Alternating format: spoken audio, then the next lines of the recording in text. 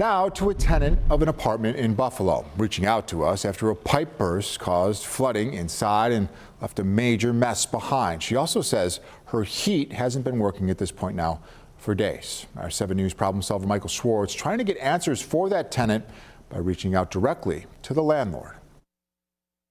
It's a disaster. A few days ago, this is the home that Tawana Munn walked into. So I said, I'm gonna go get some cleaning supplies and come back and straighten. I opened the door, everything was just floating in water. Water was gushing down, just gushing. Munn tells me the water was so high, her grandchild's high chair was floating. In the aftermath, her couch, clothes, and other furniture all soaked. My rugs, my stove. It's a lot of stuff that's ruined. He's gonna pay for this stuff. He's gonna pay for it.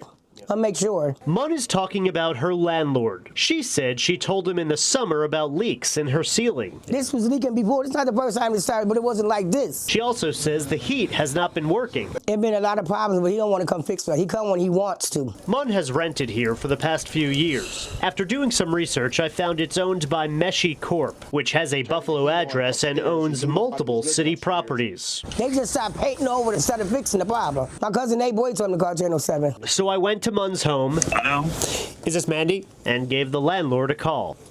Who's calling? This is Michael Schwartz from Channel 7. This phone call is being recorded. I was called to 9 Crossman Avenue with this leak that's been going on. What's going on here?